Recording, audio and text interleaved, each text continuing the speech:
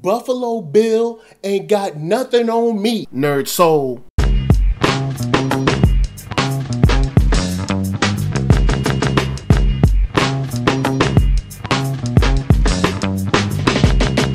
Late Ill Kid at OneYoungsta holding it down, bringing that StreetGeek and NERDSoul. And what is up, my people, today?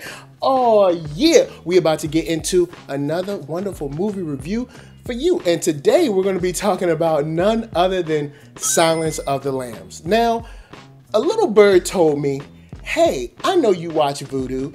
Did you know that Vudu has a whole bunch of free movies? And I was like, yeah, I think I saw it before, but I never really went through there.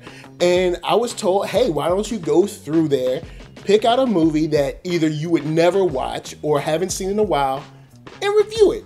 And I haven't seen Silence of the Lambs in a very long time. And I think when I did see it, I want to say it was on like TNT or something like that. So I didn't get the real version. And so this is going to be real spoilery because Silence of the Lambs is like, I don't know, like 20 years old. So if you haven't seen it, you probably don't want to see it. And if you have seen it, then let's wrap. So Silence of the Lambs is a movie with Jodie Foster Anthony Hopkins. It has her as a FBI trainee. And of course, Anthony Hopkins as Hannibal, that's right, Lecter, the doctor himself. And the way this is directed is really cool because it does a very good job at the very beginning setting up who Jodie Foster's character is, Clarice, and how the FBI training program is without telling us. They show us. And, you know, people, I think a lot of times forget that film is a kind of it's a very visual medium. Like, of course, there's words, dialogue, and all that, but they forget sometimes how visual film is. And I like how they take the maybe like first 5 minutes or so to kind of show you that just like what a day in her life is like. And it's very cool. Of course, she gets this mission or this assignment to, hey, go talk to Hannibal Lecter real quick. There's this guy, Buffalo Bill, he's killing women and skinning them. You know, he can probably help us out with some stuff. And she goes, which is still weird to me because I know that she's like the top of the class lady and all that, but it just seems weird even now after watching it, like, you know, she's still like a cadet. So by the time, you know, she goes to meet, you know, Mr. or Dr. Lecter and everything, it's just, the movie drives home the point that, you know, she is a woman in a man's, you know, like FBI or a man's world or a man's, it's very boys club in everywhere she goes, whether it's like the police department, whether it's the FBI, whether it's the mental prison, I don't know, mental health prison, whatever. I know it's a mental place, but they got bars, all right? So it's a mental prison. But anyway, they really push that home and drive it home that like she's kind of by herself. And it's crazy how all these people act, because I know this type of stuff happens, and it's just weird because, you know, the energy that you take to try to, like, I don't know, be mean to women at work or something, it just, I don't know, you have energy for that, man? Like, dude, go detect. You a cop, detect something, man. Go stop a crime. Like, you... Anyway, that's a whole nother issue.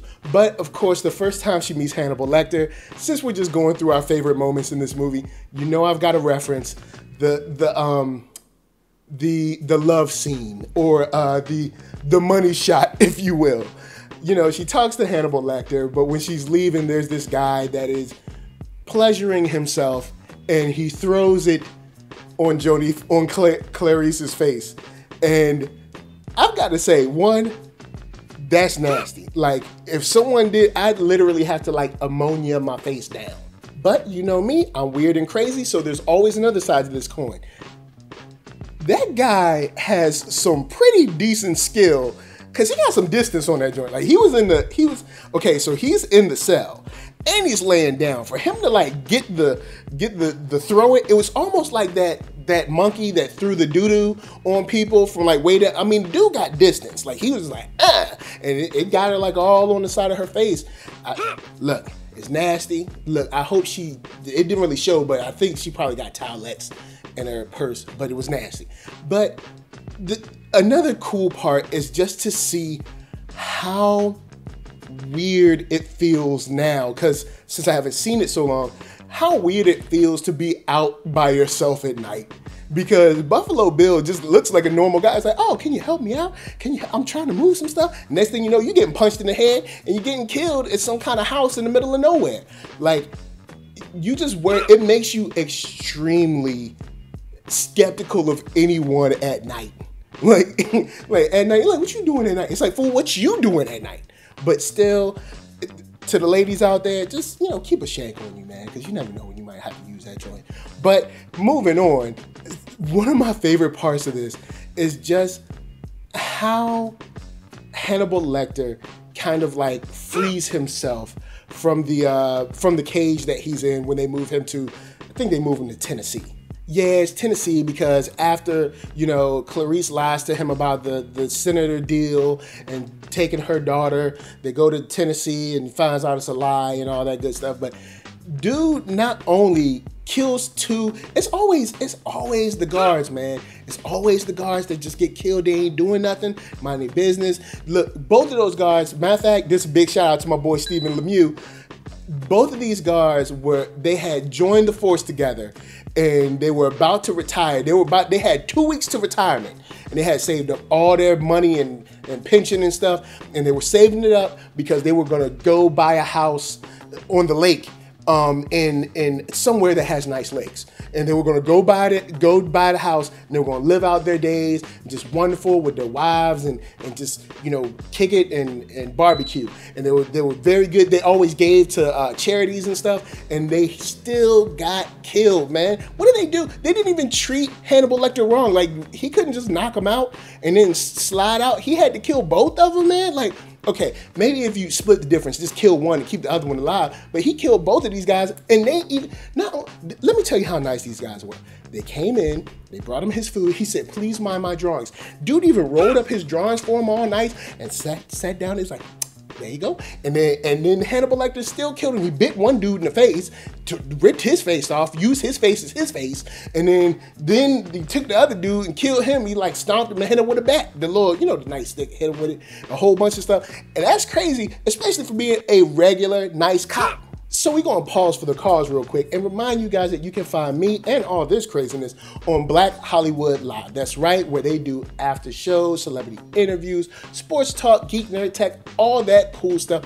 That's right, and you can find it on blackhollywoodlive.com. And after you check them out there, you can keep up with them from week to week with brand new videos on youtube.com/blackhollywoodlive. So I know you guys are waiting for one of my final, because I got to get my score and I got to talk about some more of my favorite moments. Well, there's really only one more favorite moment. And Precious is just a poodle just trying to do its thing. Poodles can't help who their owners are. Precious don't know that Buffalo Bill is killing women. Precious is just eating kibbles and bits. But that senator's daughter, though, she's a smart one. I've got to give her props for a woman who was kidnapped out of the blue and waiting in the bottom of a well. I've got to give her props for being able to be like, you know what? He's been starving me and I feel weak, but I'm going to tie a little chicken bone to this thing and I'm going to get Precious down. And she actually got Precious to not only come to the well, but dragged her butt in there and said that Precious broke a little baby foot or paw or something, little ankle. And Buffalo Bill is going crazy. I can't believe the plan worked. Even the second time I'm watching, I'm like, that dog ain't gonna fall for that. Dogs ain't that hungry. Oh, yes, they are. Dogs are that hungry. Beware. If you got a dog and somebody might have a bone around, be worried because they might put them in the well.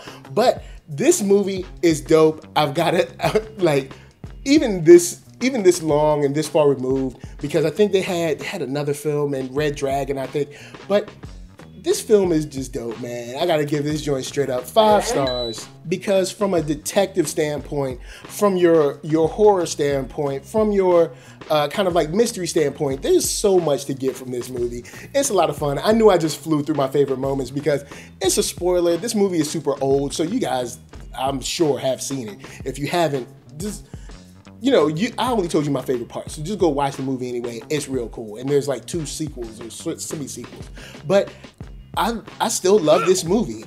It's weird seeing Jodie Foster and Anthony Hopkins so young, but it's very, very cool. So, hey guys, let me know what you thought about Silence of the Lambs, and also your favorite part of Silence of the Lambs.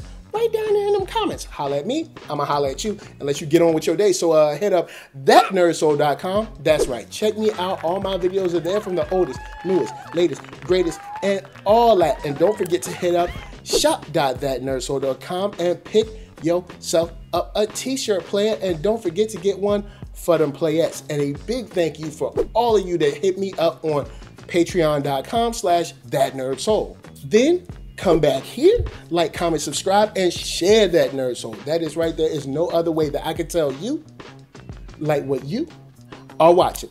And you know them shout outs got to go to LA, what up? VA, what up? RVA, you got my heart. And please be good to yourselves and be good to each other. And don't trust nobody moving furniture in the middle of the night. Peace.